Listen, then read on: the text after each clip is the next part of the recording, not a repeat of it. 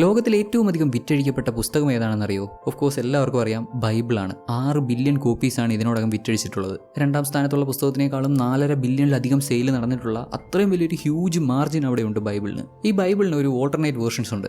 ബൈബിളിന് കുറേ അധികം alternate versions ഉണ്ട്. എന്നാൽ ഈ ഒരു പെർട്ടിക്കുലർ ഓൾട്ടർനേറ്റ് വേർഷന്റെ പേര് ദ വിക്കഡ് ബൈബിൾ എന്നാണ്. ഇങ്ങനെ ഒരു പേര് വരാൻ കാരണം പുറപ്പാട് പുസ്തകത്തിലെ 20-ാം അധ്യായത്തിലെ 14-ാമത്തെ വാക്യമാണ്. ദോ ഷാൾട്ട് നോട്ട് കമ്മിറ്റ് അഡൾട്ടറി, നീ വ്യഭിചാരം ചെയ്യരുത് എന്നതിന് പകരം വിക്കഡ് ബൈബിളിൽ നീ വ്യഭിചരിക്കൂ എന്നാണ് എഴുതി വെച്ചിരിക്കുന്നത്. 1600കളിൽ ബൈബിൾ ഇങ്ങനെ അച്ചടിക്കപ്പെട്ടത് വലിയ വിവാദത്തിന് കാരണമായി. ഒരുപാട് പ്രശ്നങ്ങളുണ്ടായി, കുറേ കോൺസിക്വൻസസ് ഉണ്ടായി. ആ ഒരു പ്രിന്റിംഗ് കമ്പനിക്ക് വലിയൊരു ഫൈനൊക്കെ അടിച്ചു കൊടുത്തു. എന്നാൽ ഇത് തെറ്റുപറ്റിയതല്ല, ഇതൊരു വഴി തുറന്നു കൊടുക്കലായിരുന്നു എന്ന് പറഞ്ഞാൽ എത്ര പേർക്ക് വിശ്വസിക്കാൻ പറ്റും? മോക്ഷത്തിലേക്കുള്ള വഴിയാണ് ബൈബിളിലെ ഈ ചെറിയ മിസ്റ്റേക്ക്. ദൈവമായിട്ട് നേരിട്ട് വരുത്തിയതാണെന്നോ അല്ലെങ്കിൽ ഭൂമിയിലുള്ള ഏതൊക്കെയോ മനുഷ്യർ ചേർന്ന് പ്ലാൻ ചെയ്ത് ഇങ്ങനെ ഒരു റൂട്ട് മാപ്പ് ഉണ്ടാക്കി വെച്ചതാണെന്നോ ഒക്കെ പറയാം. ഈ കാര്യങ്ങളൊക്കെ വിവരിക്കുന്ന ഒരു ഫാന്റസി കഥയും കൂടെ ചേർത്തൊരുക്കിയിരിക്കുന്ന സിനിമയാണ് 2025 റിലീസായ ഫൗണ്ടൻ ഓഫ് യൂത്ത്.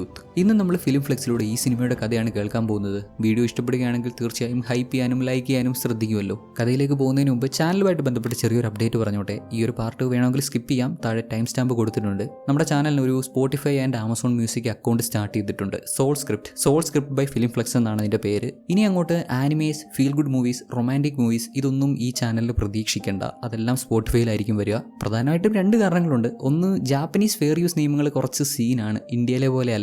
2, ഈ ഫീൽ ഗുഡ് മൂവീസിൽ നിന്നും റൊമാൻറ്റിക് മൂവീസിൽ നിന്നും ഒക്കെ ഞാൻ എന്തോന്ന് എക്സ്ട്രാ വാല്യൂ പ്രൊവൈഡ് ചെയ്യാനാണ്. ജസ്റ്റ് കഥ പറഞ്ഞു പോകാനല്ലേ പറ്റുള്ളൂ. അങ്ങനെ എന്തെങ്കിലും എക്സ്ട്രാ വാല്യൂ പ്രൊവൈഡ് ചെയ്യാൻ പറ്റുന്ന മൂവീസ് ഉണ്ടെങ്കിൽ ഉറപ്പായിട്ട് ഇവിടെ തന്നെ ചെയ്യാം. പണ്ട് നമുക്ക് അധികം റീച്ച് ഇല്ലായിരുന്ന സമയത്ത് കണ്ടിന്യൂസ് ആയിട്ട് ഇങ്ങനെ അടിപൊളി മൂവീസ് മാത്രം ചെയ്തിരുന്നൊരു ടൈമുണ്ട്. ആ സമയത്ത് ഓരോ മൂവിയെ പറ്റിയും ഉണ്ടാകുന്ന ഡിസ്കഷൻസ്, അങ്ങനെ ഞാൻ ഉണ്ടാക്കിയെടുത്തിട്ടുള്ള ഒരു സർക്കിള്, കുറേ ഇന്റലക്ച്വൽ ആയിട്ടുള്ള അടിപൊളി ആളുകൾ, എവിടെയോ വെച്ച് ആ ഒരു വൈബ് മിസ്സായ പോലെ. ആസ് എ പേഴ്സൺ എന്നെ ഒരുപാട് ബെറ്റർ ആക്കുന്ന അങ്ങനെയുള്ള കൂടുതൽ ആളുകളെ പരിചയപ്പെടണമെന്ന് ആഗ്രഹം. ഇതൊക്കെ പരിഗണിച്ച് ഇനി അങ്ങോട്ട് നമുക്ക് ഈ ക്രിഞ്ചടിപ്പിക്കുന്ന സാധനങ്ങളെല്ലാം മോണറ്റൈസേഷൻ പോലും കിട്ടാത്ത സ്പോട്ടിഫൈയിലോട്ടും ആമസോൺ മ്യൂസിക്കിലോട്ടും മാറ്റാം. നല്ല പ്ലസ് എന്തെങ്കിലുമൊക്കെ വാല്യൂ പ്രൊവൈഡ് ചെയ്യാൻ പറ്റുന്ന സിനിമകൾ ഇവിടെയും ചെയ്യാം. ഇനിയിപ്പോൾ ആനിമേസും റൊമാൻറ്റിക് ഫീൽ ഗുഡ് മൂവീസ് ഒക്കെ കാണാൻ താല്പര്യമുള്ളവർക്ക് നമ്മുടെ ആമസോൺ മ്യൂസിക്കോ സ്പോട്ടിഫൈയോ ഫോളോ ചെയ്യാം. അതിൻ്റെ എല്ലാം ലിങ്ക് ഡിസ്ക്രിപ്ഷനിൽ പ്രൊവൈഡ് ചെയ്തിട്ടുണ്ട്. ഇവിടെ ഈ സ്കൂട്ടറിൽ ചീർപ്പാഞ്ഞു പോണ ഇവനെ കണ്ടില്ലേ? ഇവനാണ് നമ്മുടെ കഥാനായകൻ ലൂക്ക്. ഭയങ്കര വെല്ലുവിളിപ്പുള്ള എന്തോ പെയിന്റിങ്ങും അടിച്ചു മാറ്റിക്കൊണ്ട് പോവാണ്. അവനെ ഫോളോ ചെയ്ത് ഒരു കൂട്ടർ വരുന്നുണ്ട്. ലൂക്ക് മോഷ്ടിച്ചുകൊണ്ട് പോണ പെയിന്റിങ് ഇവർക്ക് അവകാശപ്പെട്ടതാണ്, അത് തിരിച്ചു കൊടുക്കണം എന്നൊക്കെ ഇവന്മാർ പറയുന്നുണ്ടെങ്കിലും ലൂക്ക് വളരെ നിസ്സാരമായിട്ടാണ് ഇവന്മാരെയൊക്കെ പറ്റിച്ച് അവിടുന്ന് കടന്നു കളയുന്നത്. വലിയ പുതുമയൊന്നുമില്ല. സ്ഥിരം ട്രഷർ ഹണ്ടിങ് മൂവീസിലൊക്കെ വരുന്ന പോലത്തെ ഒരു നായകൻ. ആദ്യം വരുന്ന വില്ലന്മാരെയൊക്കെ സിമ്പിളായിട്ട് മറികടന്ന് അങ്ങനെ രക്ഷപ്പെട്ടു പോകുന്ന ഒരുത്തൻ. ആദ്യം ബാങ്കോക്കിൽ നിന്ന് പ്ലെയിനിൽ രക്ഷപ്പെടാമെന്നാണ് പ്ലാൻ ചെയ്തിരുന്നതെങ്കിലും ഇവന്മാർ ഇടയ്ക്ക് കയറി വന്നത് കാരണം അത് ട്രെയിനിലാക്കേണ്ടി വരുന്നുണ്ട്. ഏതായാലും ലൂക്ക് ട്രെയിനിൽ കയറി കുറേ ദൂരം അങ്ങനെ അങ്ങോട്ട് ചെല്ലുമ്പോൾ സമയം ഏതാണ്ട് രാത്രിയായി. രാത്രി ഇവനൊരു സ്വപ്നം കാണുന്നുണ്ട്. ലൂക്ക് ഏതോ ഒരു പുരാണ സ്ഥലത്ത് ചെന്ന് അവിടെ കിടന്ന് ഭയങ്കര വിലപിടിപ്പ് തോന്നിക്കുന്ന ഒരു സ്വർണ്ണ ഫലകം എടുത്ത് അവന്റെ ബാഗിൽ വെക്കുന്നതായിട്ടൊക്കെ. ഈ സ്വപ്നമൊക്കെ കണ്ട് ഇങ്ങനെ എണീറ്റ് വന്നപ്പോൾ ഇവന്റെ തൊട്ട് മുന്നിൽ ഒരു പുള്ളിക്കാരി ഇരിപ്പുണ്ട്. എന്താടാ, സ്വപ്നത്തിൽ പിച്ചും പേയും പറയുന്ന സ്വഭാവം ഉണ്ടോ നിനക്ക്? അങ്ങനെ ചോദിച്ചാൽ, അല്ല നിങ്ങളാരാണാവോ? നല്ല ചോദ്യം. ഞാൻ ആരാണെന്ന് വെച്ചാൽ ഈ പെയിന്റിങ്സ് ഒക്കെ റിക്കവർ ചെയ്യാൻ വന്ന ആളാണേ. എസ്പെഷ്യലി നിന്റെ കയ്യിലിരിക്കുന്ന ലെതർ ട്യൂബിനകത്തുള്ള പോലത്തെ പെയിന്റിങ്സ് ഒക്കെ. ഓ, അങ്ങനെയാണല്ലേ കാര്യങ്ങൾ? അതെ, അങ്ങനെ തന്നെയാണ് കാര്യങ്ങൾ. അതിങ്ങ് മര്യാദയ്ക്ക് തന്നാൽ പ്രശ്നമൊന്നും ഉണ്ടാക്കാതെ ഞങ്ങളങ്ങ് പോയേക്കാം. ഉടക്കാനാണ് ഉദ്ദേശമെങ്കിൽ എൻ്റെ കൂടെയുള്ളവരായിരിക്കും റെസ്പോണ്ട് ചെയ്യുക. സത്യം പറയാം, ഒരു കരുണയില്ലാത്തവരാണ്. ഏത് വേണോ നീ തീരുമാനിച്ചോ. അടി കൊള്ളണോ അത് തരുന്നോ? ചേച്ചി പോലീസാണെന്ന് തോന്നുന്നു. പോലീസ് ചേച്ചി ചോദിച്ച പോലെ സാധനം കൊടുക്കാനൊന്നും നമ്മുടെ ഹീറോ ഒരുക്കമല്ല. പോലീസ് ചേച്ചിയും ചേച്ചിയുടെ ആളുകളും കൂടെ ലൂക്കിനെ തല്ലി ഒരു പരുവമാക്കാൻ നോക്കുന്നുണ്ടെങ്കിലും ഒരു വിധത്തിൽ അവരെയൊക്കെ അടിച്ചു മാറ്റി തള്ളി മാറ്റി ലോക്ക് ചെയ്ത് ലൂക്ക് ട്രെയിനിൽ നിന്നും രക്ഷപ്പെട്ടു. പിന്നീട് നമ്മൾ കാണുന്നത് ഈ പുള്ളിക്കാരിയാണ്, നമ്മുടെ ലൂക്കിന്റെ സഹോദരി ഷാർലറ്റ്. ആളുടെ കല്യാണം കഴിഞ്ഞ് കുറേ വർഷമായി. ഇപ്പോൾ ഡിവോഴ്സ് ആണ്. അതുകൊണ്ട് സ്വത്ത് ഭാഗം വെക്കുക. ഇവളുടെ ഹസ്ബൻഡ് വക്കീലിനെയും കൊണ്ടുവന്ന് പുള്ളിക്കാരന് വീട്ടിലെ നീല കർട്ടൻ വേണം, ചുവന്ന തുണി വേണം, പച്ച കൗച്ച് വേണം എന്നൊക്കെയുള്ള കാര്യങ്ങൾ ഇങ്ങനെ ആവശ്യപ്പെടുക. ഇതൊക്കെ അവൻ കൊണ്ടുപോകട്ടെ. ഫർണിച്ചർ 30 തൊട്ട് കർപ്പൂരം വരെ അവൻ കൊണ്ടുപോകട്ടെ. കൊച്ചിന്റെ കാര്യത്തിൽ ഒരു തീരുമാനം ഉണ്ടാക്കുക. കൊച്ചിനെ അമ്മയുടെ കൂടെ നിർത്തുന്നുള്ളതാണ് ഇവളുടെ ആവശ്യം. ഷാർലറ്റ് ഇവിടെ ഒരു മ്യൂസിയം ക്യൂറേറ്റർ ആയിട്ടാണ് വർക്ക് ചെയ്യുന്നത്. ഇതേ മ്യൂസിയത്തിൽ ഇവളുടെ ബ്രദറും വന്നു. ഇവനെ കണ്ടപ്പോൾ തന്നെ ഷാർലറ്റിന് സംശയമാവുന്നുണ്ട്. ഇവൻ ഇങ്ങനെ ഈ മ്യൂസിയത്തിൽ വന്നിട്ടുണ്ടെങ്കിൽ ഇവിടുന്ന് എന്തെങ്കിലും അടിച്ചു മാറ്റാൻ തന്നെ ആയിരിക്കും. ഹലോ മൈ ഡിയർ സിസ്റ്റർ, എന്തൊക്കെയുണ്ട്? എന്താ ലൂക്ക് ഉദ്ദേശം? എന്താ ഇങ്ങോട്ട് എഴുന്നള്ളിയത്? നിനക്ക് ഓർമ്മയില്ലേ, ഞാനും നീയും അച്ഛനും നമ്മൾ 3 പേരും ചരിത്ര സംഭവങ്ങളൊക്കെ തേടിപ്പോയത്? നിന്റെ ആ പാഷനൊക്കെ കളഞ്ഞ് നീ ഇപ്പോൾ ഇവിടെ ജോലി ചെയ്ത് ജീവിക്കുകയാണല്ലോ. എന്താ ഇത് ലൂക്ക്? തമാശകളാ? അതൊക്കെ 10 വർഷം മുമ്പ് നടന്ന കാര്യമാണ്. എനിക്കിപ്പോൾ ഒരു മോനുണ്ട്. അല്ല, എന്താ ഇപ്പോൾ സാറിൻ്റെ ഉദ്ദേശം? എന്താ ഇങ്ങോട്ട് എഴുന്നള്ളിയേ? ഞാൻ ഒരു കാര്യം പറഞ്ഞാൽ ശ്രദ്ധിച്ച് കേൾക്കണം. അവിടെ ഇരിക്കുന്ന ഹോളി ഫാമിലി പിക്ചർ കണ്ടില്ലേ? നീ ഒരു മ്യൂസിയം ക്യൂറേറ്റർ ആയിട്ട് അത് ശ്രദ്ധിച്ചില്ല. അതിലൊരു പ്രശ്നമുണ്ട്. അങ്ങോട്ട് ചെന്ന് നോക്കി. ഷാർലറ്റും ഇവൻ പറയുന്നത് കേട്ടിട്ട് എന്താ പ്രശ്നം എന്നറിയാൻ ഫോട്ടോ എടുത്തി നോക്കിയപ്പോൾ കണ്ടോ, അവിടെ വിർജിൻ മേരിയുടെ കയ്യിലിരിക്കുന്ന പുള്ളിക്കാരുടെ കുഞ്ഞിന്റെ വയറിന്റെ അവിടെ ശ്രദ്ധിച്ചു നോക്കിയേ, വയറിന് താഴോട്ട് നോക്കിക്കേ, അവിടെ ഒരു ചെറിയ പാട് കാണാൻ പറ്റുന്നില്ലേ? എന്താണ് ആ പെയിന്റിങ്ങിന് പറ്റിയത്? എന്തെങ്കിലും കുഴപ്പമുണ്ടോന്നൊക്കെ ഷാർലറ്റ് അതും നോക്കി നിൽക്കുമ്പോൾ ഈ ഗ്യാപ്പിൽ ലൂക്ക് അവിടെ ഇരുന്ന് മറ്റൊരു പെയിന്റിങ്ങും അടിച്ചു മാറ്റിക്കൊണ്ട് ഓടി. ഷാർലറ്റ് പുറകെ ഓടിച്ചെന്ന്, ലൂക്ക് ഇത് മോഷ്ടിക്കാൻ വേണ്ടിയാണോ ഇങ്ങോട്ട് ഓടി വന്നേ? അത് മാത്രമല്ല ഉദ്ദേശം, കുറെ കാര്യങ്ങൾ പറയാനുണ്ട്. നീ ആദ്യം വണ്ടി കയറ്, നമുക്ക് പോവാം. പോവാനോ? എങ്ങോട്ട് പോവാൻ? മര്യാദയ്ക്ക് ആ പെയിന്റിങ് തിരിച്ചു തന്നേ. ഇല്ലില്ല, അതെന്തായാലും പറ്റില്ല. നീ മര്യാദയ്ക്ക് വണ്ടിയിൽ കയറുന്നോ ഇല്ലയോ? പറ്റില്ല എന്ന് അവള്. ലൂക്ക് വിട്ടില്ല, എന്തൊക്കെയോ പറഞ്ഞ് കൺവിൻസ് ചെയ്ത് പുള്ളിക്കാരിയെ വണ്ടിയിൽ കയറ്റി പോലീസിൽ നിന്നൊക്കെ രക്ഷപ്പെട്ടങ്ങനെ പോവാണ്. നമ്മുടെ ഈ ലൂക്കും പുള്ളിക്കാരൻ്റെ അച്ഛനും ഒക്കെ ട്രഷർ ഹണ്ടേഴ്സ് ആയിരുന്നു. 10 വർഷങ്ങൾക്ക് മുമ്പ് ഇവർ മൂന്നാളും പിന്നെ ഇവരുടെ ഒരു ടീമും ഒക്കെ ചേർന്നിട്ടാണ് പലയിടങ്ങളിൽ പോയി പലതും കണ്ടുപിടിച്ചിട്ടുള്ളത്. അച്ഛൻ്റെ മരണശേഷം ഷാർലറ്റ് ഈ ഒരു അഡ്വഞ്ചർ ലൈഫൊക്കെ ഉപേക്ഷിച്ച് മറ്റൊരു വഴി പോയി. എന്നാൽ ലൂക്ക് ഇത് വിട്ടില്ല. പുള്ളിക്കാരൻ എങ്ങനെയും അച്ഛൻ ബാക്കി വെച്ചത് കംപ്ലീറ്റ് ചെയ്യണമെന്ന് ആഗ്രഹം. അതിന്റെ ഭാഗമായിട്ടാണ് ഇപ്പോൾ ആ മ്യൂസിയത്തിൽ നിന്ന് ഈ ഒരു പെയിന്റിംഗ് അടിച്ചു മാറ്റിക്കൊണ്ട് വന്നതും ഇവരുടെ ടീമിനെ വെച്ച് അത് മുഴുവൻ ടെസ്റ്റ് ചെയ്യുന്നതും അതിലെന്തോ രഹസ്യങ്ങളുണ്ടെന്ന്, എന്തൊക്കെയോ കോഡ്സ് ഒളിപ്പിച്ച് വെച്ചിട്ടുണ്ടെന്ന്. ബട്ട് അൺഫോർച്ചുനേറ്റ്ലി ഇവൻ വിചാരിച്ച പോലെ അങ്ങനെ കോഡൊന്നും കണ്ടുപിടിക്കാൻ സാധിച്ചില്ല. തുടർന്ന് ഷാർലറ്റിനെ അൺകോൺഷ്യസ് ആക്കി ഏതോ ഒരു പാർക്കിൽ കൊണ്ടുപോയിരുത്തി. ബോധം വന്ന അവൾ തിരികെ മ്യൂസിയത്തിൽ ചെന്നപ്പോൾ അവിടെ പോലീസും ഇന്റർപോളും ഒക്കെ എത്തിയിട്ടുണ്ട്. ഇന്റർപോളിന്റെ സ്പെഷ്യൽ ഡിറ്റക്റ്റീവ് ജമാൽ അബ്ബാസ് ആണ് ഈ കേസ് അന്വേഷിക്കുന്നത്. ഇങ്ങനെ ഒരു സംഭവം മ്യൂസിയത്തിൽ ഉണ്ടായതും ഇതേ സമയം മ്യൂസിയം ക്യൂറേറ്റർ ആയിട്ടുള്ള ഷാർലറ്റിനെ കാണാതായതുമൊക്കെ അദ്ദേഹം ഒരു സംശയത്തോടെയാണ് നോക്കി കാണുന്നത്.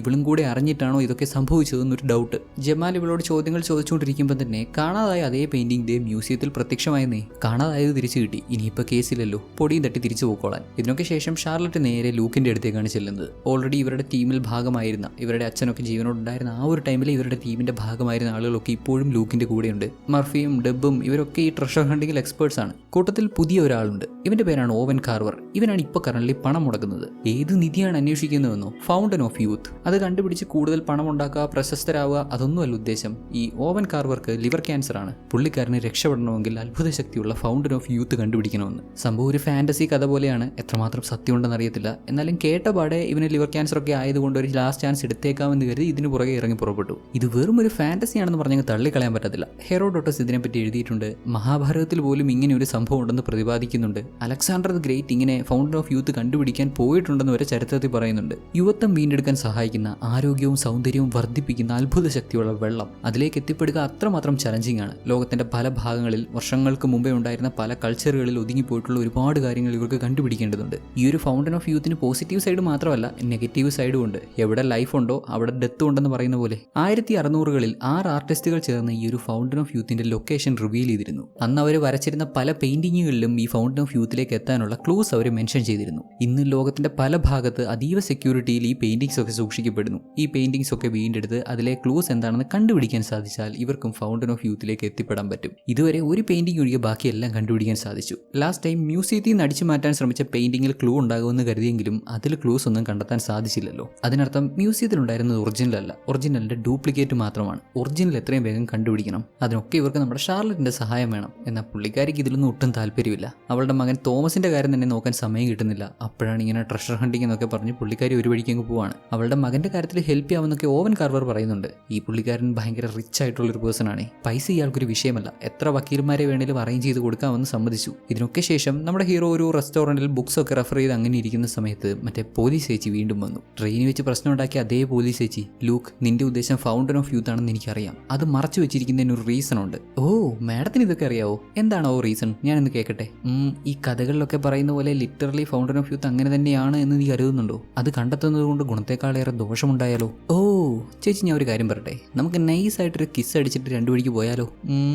കിസ്മി ചേച്ചി എന്നും പറഞ്ഞ് അവരെ മൂക്ക് ചെയ്യും. ഇവന്റെ ഈ തമാശ കളിക്ക് മറുപടി കൊടുക്കാൻ നിൽക്കാതെ ഇവിടെ വെച്ച് നിർത്തിക്കോ, അല്ലെങ്കിൽ നിങ്ങളെല്ലാവരെയും ഞങ്ങൾ തടഞ്ഞു നിർത്തുമെന്ന് പറഞ്ഞിട്ട് തോക്കും കാണിച്ചിട്ടാണ് പുള്ളിക്കാരി പോകുന്നത്. എന്തൊക്കെ പറഞ്ഞാലും ലൂക്ക് തീരുമാനിച്ചുറപ്പിച്ചതാണ്. ഓവൻ കാർവർ ഇങ്ങനെ ഒരു പ്ലാനും കൊണ്ട് വന്നു. ലൂക്ക് അതിൽ കൺവിൻസ്ഡ് ആയി. ഇനിയിപ്പോൾ എത്രയൊക്കെ ബുദ്ധിമുട്ടിയാലും ഫൗണ്ടൻ ഓഫ് യൂത്ത് കണ്ടുപിടിക്കുമെന്ന് തീരുമാനിച്ചുറപ്പിച്ച് ഇവന്റെ സഹോദരി ഷാർലറ്റിനെ വീണ്ടും ചെന്ന് കണ്ട് പുള്ളിക്കാരിയെ ഒരു വിധത്തിൽ കൺവിൻസ് ചെയ്ത് ഇനിയും കണ്ടുപിടിക്കാനുള്ള ലാസ്റ്റ് പെയിന്റിംഗ് കണ്ടുപിടിക്കാൻ വേണ്ടി പോവാണ്. കുറേയധികം ബുക്സ് ഒക്കെ റെഫർ ചെയ്ത് ഇവർക്ക് ആ പെയിന്റിംഗ് എവിടെയുണ്ടെന്നുള്ളൊരു ഉദ്ദേശം കിട്ടി. വേൾഡ് വാർ ഫസ്റ്റ് ടൈമിൽ മുങ്ങിപ്പോയ ഇപ്പോഴും കടലിന്റെ അടിത്തട്ടിൽ കിടക്കുന്ന ഒരു കപ്പലുണ്ട്. അതിനുള്ളിൽ ഉണ്ടാവും അത്രേ. നീന്തി കടലിനടിയിൽ ചെന്ന് കപ്പലിൽ കയറി തിരയുക എന്ന് പറയുന്നത് കുറച്ച് മെനക്കേട് പിടിച്ച പരിപാടിയല്ലേ. അതുകൊണ്ട് ഇവർ ആ കപ്പലും മൊത്തത്തിൽ ഇങ്ങ് പൊക്കിക്കൊണ്ടുവന്നു. എന്നിട്ട് നമ്മുടെ ഹീറോയിനും കൂടെ വിശദമായി കപ്പൽ പരിശോധിക്കുവാണ്. തിരഞ്ഞ് അവർ സാധനം കണ്ടുപിടിച്ചു. ഈ സാധനം കണ്ടുപിടിച്ചു, പെയിന്റിങ്ങും കണ്ടുപിടിച്ചു. പെയിന്റിങ് സൂക്ഷിച്ചിരുന്ന അതേ ബോക്സിൽ കുറെ ആഭരണങ്ങളും ഉണ്ടായിരുന്നു. ലൂക്ക് അത് എടുക്കാൻ ചെന്നപ്പോൾ ഷാർലറ്റ് അവനെ തടഞ്ഞു. വിലപിടിപ്പുള്ള എന്ത് കണ്ടാലും അവൻ എടുക്കണം, അത് ശീലമായി പോയി. ഇവിടെ മോഷ്ടിക്കാനല്ല വന്നത്, ആവശ്യമുള്ളത് മാത്രം എടുത്തുകൊണ്ട് തിരിച്ചു പോകാമെന്ന് ഷാർലറ്റ്. അപ്പോഴേക്കും പോലീസ് ചേച്ചി ഒരു ഹെലികോപ്റ്ററിൽ അവരുടെ ആളുകളെയും കൊണ്ട് ഇവിടെ വന്നേ.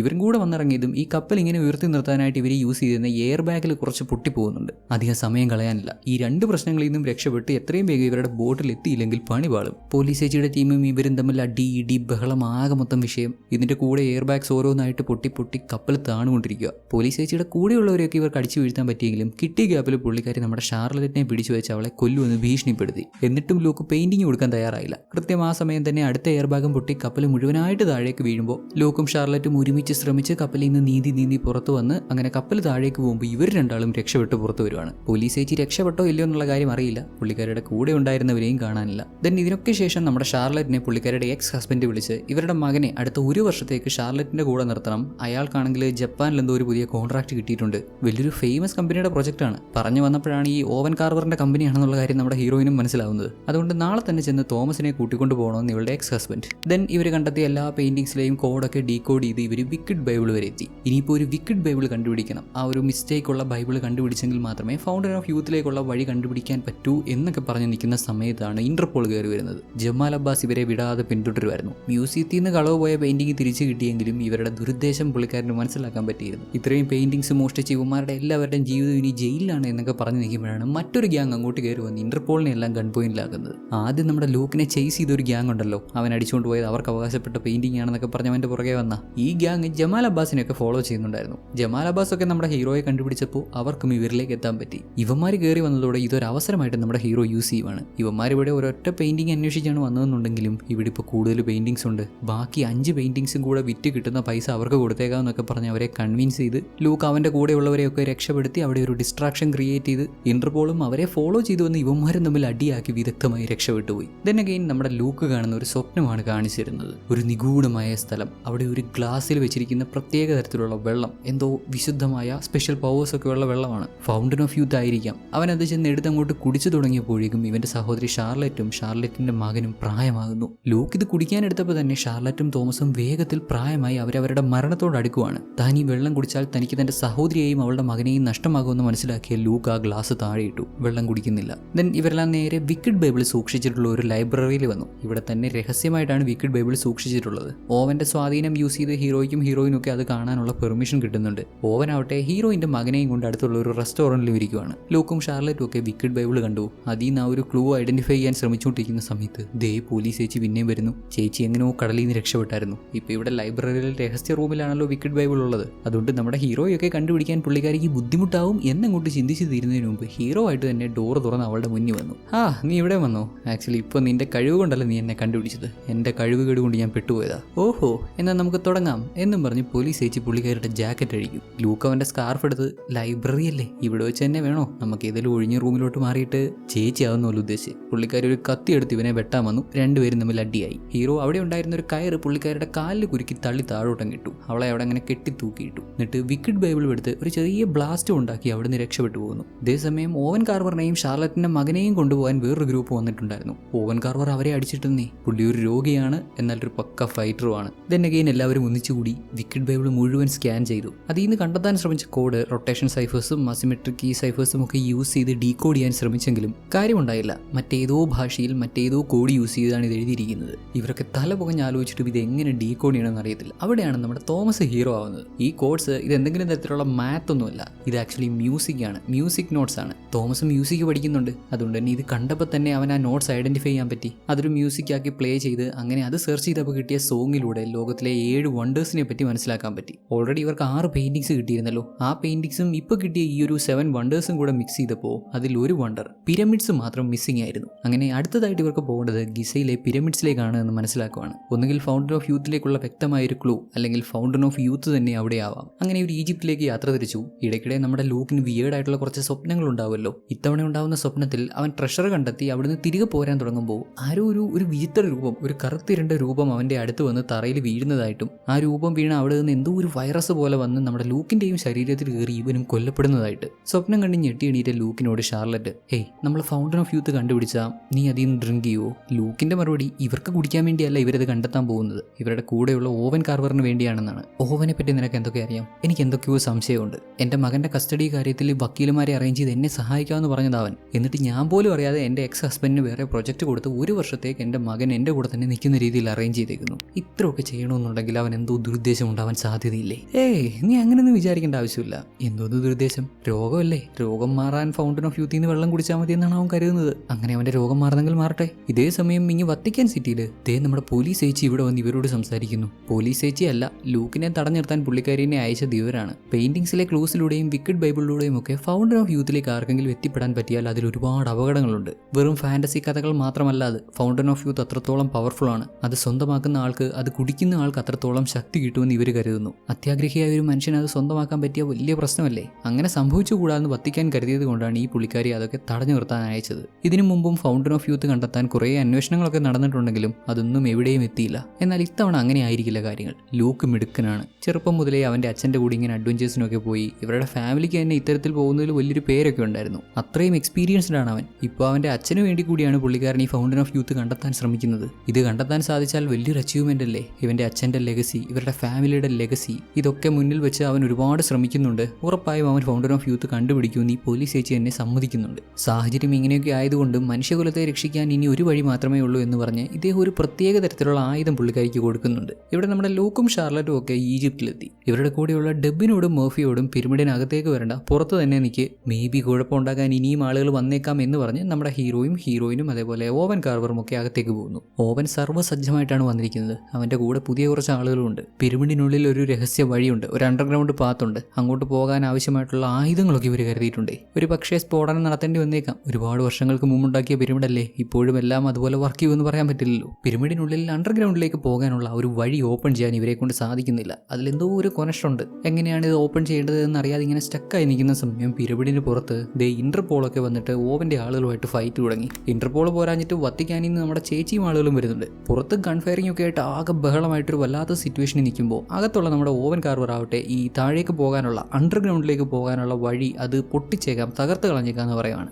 ഷാർലറ്റ് എതിർത്തു. ഇത് ചെയ്യുന്നത് ശരിയല്ല, ഇത് ഓപ്പൺ ചെയ്യാനുള്ള വഴി ഇവിടെ എവിടെയെങ്കിലും ഉണ്ട്, നമ്മൾ അന്വേഷിച്ച് കണ്ടുപിടിക്കുകയാണെന്നൊക്കെ പറഞ്ഞ് ഇവർ തമ്മിൽ തർക്കമായ സമയത്ത് നമ്മുടെ പയ്യൻ തോമസ് അവിടെ ഇങ്ങനെ കൊട്ടും. നേരത്തെ പുള്ളിക്കാരൻ ഒരു മ്യൂസിക്കൽ നോട്ട്സ് കണ്ടുപിടിക്കാൻ പറ്റുന്നുണ്ടായിരുന്നല്ലോ, അതേപോലെ മ്യൂസിക് ഇവിടെയും പ്ലേ ചെയ്യുമ്പോൾ പിരമിഡ് മൊത്തത്തിലൊന്ന് ചലിച്ച് ഇവർക്ക് താഴേക്ക് പോകാനുള്ള അണ്ടർഗ്രൗണ്ടിലേക്ക് പോകാനുള്ള വഴി തനിയെ തുറന്നു വരുന്നു. ഇപ്പൊ പിരമിഡിന് പുറത്ത് ആകെ മൊത്തം ബഹളമാണല്ലോ. ഇതെല്ലാം കണ്ടു നിൽക്കുന്നത് നമ്മുടെ ഡെബും മേർഫിയും ഓവൻ കാർവർ കൊണ്ടുവന്ന ആളുകളാണ് ആവശ്യമില്ലാതെ ഇവിടെ പ്രശ്നം ഉണ്ടാക്കിയതെന്നും മനസ്സിലാക്കി അവരെ അറ്റാക്ക് ചെയ്യുന്നുണ്ട്. ഇങ്ങനെ അവരെ എതിർക്കുന്നതിനിടെ നമ്മുടെ ഡെബിന് വെടികൊണ്ടു. എന്നാൽ കൃത്യസമയത്ത് ചേച്ചി അങ്ങോട്ട് വന്ന് ഓവൻ കാർവറിന്റെ ആളുകളെ അടിച്ചിട്ടു. എന്നിട്ട് ഇന്റർപോൾ ഓഫീസർ ജമാൽ അബ്ബാസും ചേച്ചിയും ഒക്കെ ഒറ്റ ഗ്രൂപ്പായിട്ട് പിരമിഡിനുള്ളിലേക്ക് കയറി വരുന്നു. രണ്ടു കൂട്ടരുടെയും ഉദ്ദേശം ഫൗണ്ടൻ പ്രൊട്ടക്ട് ചെയ്യുക എന്നുള്ളതാണല്ലോ. ഹീറോയിനും ഒക്കെ ഫൗണ്ടനുള്ള അങ്ങോട്ട് ചെല്ലുമ്പോൾ അവിടെ വോൾസിൽ ഇങ്ങനെയൊക്കെ എഴുതി വെച്ചിട്ടുണ്ട്. അതായത് ഫൗണ്ടൻ സ്വന്തമാക്കാൻ ശ്രമിക്കുന്നവർ അവരെ തന്നെ ചീറ്റ് ചെയ്യുന്നതിന് തുല്യമാണെന്നൊക്കെ. ഫൗണ്ടൻ സ്വന്തമാക്കണമെന്നുണ്ടെങ്കിൽ അതുപോലെ എന്തെങ്കിലും സാക്രിഫൈസ് ചെയ്യേണ്ടി വരുമെന്നാണ് ഇത് അർത്ഥമാക്കുന്നത്. വാർണിംഗ്സ് ഒന്നും വലിയ കാര്യമാക്കാതെ ഇവർ മുന്നോട്ട് ചെയ്യുന്നു. അങ്ങനെ ഫൈനലി ഫൗണ്ടൻ ഓഫ് യൂത്ത് കണ്ടെത്തി. ഇതിവിടെ വരെ വന്ന് കണ്ടെത്തിയത് ഓവൻ കാർവറിന് വേണ്ടിയാണെന്നുണ്ടെങ്കിലും അവന്റെ നമ്മുടെ ഹീറോ ലൂക്കിനോട് ഇത് ടെസ്റ്റ് ചെയ്ത് നോക്കാൻ പറയുവാണ്. ഈ ഫൗണ്ടൻ്റെ ഒരു ബ്ലെസ്സിങ് ആണെന്നുണ്ടെങ്കിലും ഇതിന്റെ കൂടെ ഒരു ശാപവും ഉണ്ടെന്ന് ഇവർക്ക് നേരത്തെ മനസ്സിലാക്കാൻ പറ്റിയിരുന്നല്ലോ. അതുകൊണ്ട് തന്റെ ലൈഫ് റിസ്കിലാക്കുന്നതിന് പകരം ലൂക്കിനെ കൊണ്ട് ആദ്യം ഇത് ടെസ്റ്റ് ചെയ്യിപ്പിക്കാൻ തീരുമാനിക്കുകയാണ് ഓവൻ. സത്യം പറഞ്ഞാൽ ഈ ഓവന് ക്യാൻസർ ഒന്നുമില്ല, അതൊക്കെ ഇവൻ ഉണ്ടാക്കിയ ഒരു കെട്ടുകഥ മാത്രമാണ്. ഫൗണ്ടൻ ഓഫ് യൂത്ത് കണ്ടുപിടിക്കണമെങ്കിൽ ലൂക്കിന്റെ സഹായം വേണമെന്നുള്ളതുകൊണ്ട് ലൂക്കിനെ കൺവിൻസ് ചെയ്യാൻ വേണ്ടി ഉണ്ടാക്കിയെടുത്തൊരു കഥ മാത്രം. ഫൗണ്ടൻ ഓഫ് യൂത്തിലൂടെ കിട്ടുന്ന അത്ഭുത ശക്തികൾ സ്വന്തമാക്കാൻ ഇവരെ എല്ലാം ഒരു ടൂളായിട്ട് ഉപയോഗിക്കുമായിരുന്നു ഓവൻ കാർവർ. ഓവൻ പറയുന്നതൊക്കെ കേട്ട് ഇത് ഡ്രിങ്ക് ചെയ്യാനുള്ള മടി കാരണം ലൂക്ക് അങ്ങനെ നിൽക്കുമ്പോൾ അധികം ഒന്നും ചിന്തിക്കാതെ ഓവൻ നമ്മുടെ ലൂക്കിനെ ഷൂട്ട് ചെയ്തു. ജീവൻ വേണമെന്നുണ്ടെങ്കിൽ പറയുന്നതനുസരിക്കണമെന്ന്, അത് ടെസ്റ്റ് ചെയ്ത് നോക്കാൻ, എന്താണ് ഇത് കാരണം വരുന്ന ശാപമെന്ന് ഇവർക്ക് മനസ്സിലാക്കി കൊടുക്കാൻ. മറ്റു വഴിയില്ല, പെട്ടുപോയല്ലോ. ഇവിടെ നമ്മുടെ ഹീറോയുടെ സഹോദരിയുടെയും അവളുടെ മകന്റെയും ലൈഫ് റിസ്കിലാണ്. ഓവൻ അവരെയും കൊന്നുകളയാൻ മടിക്കില്ല. അതുകൊണ്ട് നമ്മുടെ ഹീറോ രണ്ടും കൽപ്പിച്ച് അവിടെ ഇറങ്ങി ഫൗണ്ടനിൽ നിന്ന് ഡ്രിങ്ക് ചെയ്യാൻ ശ്രമിക്കുന്നു. ഉടനടി അവിടെ കൂടുതൽ വെള്ളം വന്ന് അതൊരു പ്രത്യേക പാറ്റേണിൽ ഇങ്ങനെ ഉയർന്ന് നമ്മുടെ ഹീറോയെയും അതിനോടൊപ്പം ഉയർത്തി അവന് ഡ്രിങ്ക് ചെയ്യാൻ പാകത്തിന് ആ ഒരു വേവ്സ് അങ്ങനെ ക്രിയേറ്റ് ആവുകയാണ്. ഇത് കുടിച്ചാൽ അവൻ എത്രമാത്രം ശക്തിശാലിയാവുമെന്ന് അവന് കൺമുന്നിൽ കാണാൻ പറ്റുന്നുണ്ട്. ഏതൊരാളും ആഗ്രഹിച്ചു പോകുന്ന അത്രത്തോളം അടിപൊളിയാവാൻ, അത്രത്തോളം പവർഫുൾ ആവാൻ അവനെ കൊണ്ട് സാധിക്കും. എന്നാൽ ഇതിന് പകരമായി അവന് വലിയൊരു വില കൊടുക്കേണ്ടി വരും. ഷാർലറ്റിന്റെ മകൻ തോമസും അവരുടെ ജീവൻ കൊടുക്കണം. ലൂക്ക് അത് കുടിക്കാൻ തുടങ്ങിയപ്പോൾ ഷാർലറ്റിന്റെ മകൻ തോമസിനും വേഗത്തിൽ പ്രായമാകുന്നതായിട്ടും അവർ പെട്ടെന്ന് മരണപ്പെടുമെന്നും അവന് കാണാൻ സാധിക്കുന്നുണ്ട്. ഈ സാക്രിഫൈസിന് തയ്യാറായെങ്കിൽ മാത്രമേ ലൂക്കിന് ഈ ശക്തി ഏൺ ചെയ്യാൻ സാധിക്കൂ. അതുകൊണ്ട് തന്നെ ഫൗണ്ടന് തന്നെ എത്രമാത്രം പവർഫുൾ ആക്കാൻ പറ്റുമെങ്കിലും തന്റെ സഹോദരിയുടെയും അവളുടെ മകന്റെയും ജീവൻ വെച്ച് കളിക്കില്ലെന്ന് തീരുമാനിച്ച് നമ്മുടെ ഹീറോ അത് കുടിക്കുന്നില്ല. ഈവൻ നമ്മുടെ ലൂക്ക് അത് കുടിച്ചില്ലെങ്കിൽ പോലും അവന്റെ ശരീരത്തുണ്ടായിരുന്ന മുറിവ്, ഓവൻ കാർവറിനെ ഷൂട്ട് ചെയ്തപ്പോൾ ഉണ്ടായ മുറിവൊക്കെ തനിയെ ഉണങ്ങുന്നത് കാണാം. വീണ്ടും ഒന്നുകൂടെ ഒന്ന് ടെസ്റ്റ് ചെയ്ത് ഉറപ്പിക്കാൻ ഓവൻ കാർവർ അവനെ വീണ്ടും ഷൂട്ട് ചെയ്യുന്നുണ്ടെങ്കിലും അതൊക്കെ നിമിഷ നേരം കൊണ്ട് തന്നെ ഹീലാവുന്നുണ്ട്. ഓവൻ കൂടുതലൊന്നും ചിന്തിക്കും കുടിക്കാൻ പോയില്ല. എന്ത് സാക്രിഫൈസ് ചെയ്യണമെന്ന് പോലും ചിന്തിക്കാതെ അവൻ അത് കുടിക്കാൻ തയ്യാറായി. ഇതെല്ലാം കണ്ടുകൊണ്ട് അങ്ങോട്ട് ഇറങ്ങിച്ചെല്ലുന്ന ചേച്ചി ഉണ്ടല്ലോ, വത്തിക്കാനിൽ നിന്ന് കൊടുത്ത ആ ഒരു വെപ്പൺ, അത് ആക്ച്വലി ഒരു കീ ആണ്. ആ കീ ഉപയോഗിച്ച് പിരമിഡിന്റെ ഒരു സെക്ഷനിലേക്ക് കയറി അവിടെ ആ കീ ഉപയോഗിക്കുന്നുണ്ട്. ഈ ഫൗണ്ടൻ ഒരു സാക്രിഫൈസിലൂടെ മാത്രമേ വർക്ക് ചെയ്യത്തുള്ളൂ. ആരിത് സ്വന്തമാക്കാൻ ശ്രമിക്കുന്നു, ആരിത് ഡ്രിങ്ക് ചെയ്യാൻ ശ്രമിക്കുന്നു, അവരെന്തെങ്കിലും സാക്രിഫൈസ് ചെയ്തേ പറ്റുള്ളൂ. ഫൗണ്ടനിൽ നിന്ന് കിട്ടുന്ന അത്ഭുത ശക്തികൾക്ക് പകരമായി ഫൗണ്ടന് തിരിച്ചു കൊടുക്കേണ്ടത് ഇത് സ്വന്തമാക്കാൻ ശ്രമിക്കുന്നവർ ഏറ്റവും അധികം സ്നേഹിക്കുന്ന ആളുകളുടെ ജീവനാണ്. നമ്മുടെ ലൂക്ക് ഇത് കുടിക്കാൻ ശ്രമിച്ചപ്പോൾ അവൻ അവന്റെ സഹോദരിയെയും സഹോദരിയുടെ മകനെയും നഷ്ടപ്പെടുമായിരുന്നു. അവരുടെ ജീവൻ കൊടുത്തെങ്കിൽ മാത്രമേ ലൂക്കിനത് സ്വന്തമാക്കാൻ സാധിക്കത്തുള്ളായിരുന്നു. എന്നാൽ ഓവൻ കാർവറിന്റെ കാര്യത്തിലോ അവൻ ഏറ്റവും അധികം ഇഷ്ടപ്പെടുന്നത് അവനെ തന്നെയാണ്, മറ്റൊരാളെ അവൻ ഇഷ്ടപ്പെടുന്നില്ല. ആയതിനാൽ അവിടെ ഒരു എക്സ്ചേഞ്ച് പോസിബിൾ അല്ല. ഒന്നും നഷ്ടപ്പെടാതെ അവൻ ആ അത്ഭുത ശക്തികൾ മുഴുവൻ സ്വന്തമാക്കാൻ സാധിക്കും. അങ്ങനെ അവനത് കുടിച്ചു. എന്നാൽ കൃത്യസമയത്ത് ചേച്ചി ഇടപെട്ട് വത്തിക്കാനിൽ നിന്ന് കൊടുത്ത കീ ഉപയോഗിച്ച് ഇത് മുഴുവൻ തടഞ്ഞു നിർത്തുന്നുണ്ട്. അവൾ കൃത്യമായി ആക്ട് ചെയ്തുകൊണ്ട് ഓവൻ ആ മുഴുവൻ ശക്തികളും കിട്ടുന്നില്ല. വലിയൊരു തടസ്സമുണ്ടായി, അത് പ്രതികൂലമായി മാറി. അങ്ങനെ ഓവൻ അവിടെ വെച്ച് തന്നെ മരണപ്പെടുവാണ്. പിരമിഡ് മുഴുവൻ ഒന്ന് ഷെയ്ക്കായി അതിലെ വഴികളെല്ലാം തനിയെ ഇങ്ങനെ അടഞ്ഞു വരുമ്പോൾ നമ്മുടെ ഹീറോയും കൂടെയുള്ളവരും അവിടുന്ന് ഓടിയിറങ്ങി രക്ഷപ്പെടുന്നു. ഓവൻ കാർവറും പുള്ളിക്കാരന്റെ കൂടെ ഉണ്ടായിരുന്ന ആളുകളൊക്കെ പിരമിഡിനകത്ത് പെട്ടുപോയി, കൊല്ലപ്പെട്ടു. ഏതായാലും ഇത് ഇങ്ങനെയൊക്കെ അങ്ങ് അവസാനിച്ചല്ലോ. ലൂക്ക് ഇനിയും ഇമാതിരി പരിപാടിയായിട്ട് ഇറങ്ങുവാണെന്നുണ്ടെങ്കിൽ ചേച്ചിക്ക് പിന്നെയും ഇവനെ ചേസ് ചെയ്യേണ്ടി വരും എന്ന് ഓർമ്മിപ്പിച്ച് ഒരു കിസ്സും കൂടെ കൊടുത്തിട്ടാണ് പുള്ളിക്കാരി പോകുന്നത്. ഇംപ്രസ് ആയെന്നേ, ഒരുപാട് പേര് ശ്രമിച്ചിട്ട് നടക്കാത്ത കാര്യം ഇവൻ നേടിയെടുത്തില്ലേ. വെൽ, അതിൽ നിന്ന് പുള്ളിക്കാരൻ ഒന്നും കിട്ടിയില്ലെങ്കിലും ഇവരുടെ അച്ഛൻ പണ്ടെപ്പോഴോ പറഞ്ഞിട്ടുള്ള പോലെ ഇങ്ങനെയൊക്കെയുള്ള അന്വേഷണത്തിന് അവസാനം കിട്ടുന്ന റിവാർഡ് അല്ല പ്രൈസ്, ആ ഒരു യാത്ര തന്നെയാണ് പ്രൈസ് എന്ന് കരുതി സമാധാനിക്കാം.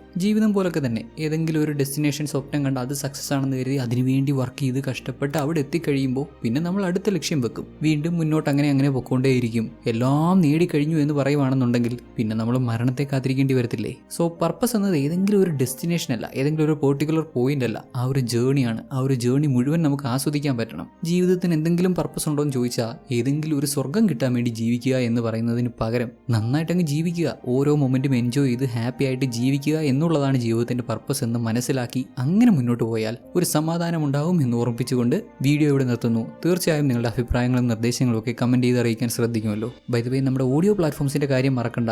വരും ദിവസങ്ങളിൽ നമുക്ക് പരമാവധി ഓഡിയോ പ്ലാറ്റ്ഫോംസിൽ ഇത് എത്തിക്കാൻ ശ്രമിക്കാം. ആപ്പിൾ മ്യൂസിക്കിലും കിട്ടാവുന്ന അത്ര ഓഡിയോ പ്ലാറ്റ്ഫോംസിൽ ഇത് അവൈലബിൾ ആക്കാം. ഇനി മറ്റൊരു ദിവസം എത്രയും വേഗം മറ്റൊരു സിനിമയുടെ കഥയും കൊണ്ടുവരാൻ ഞാൻ ശ്രമിക്കാം.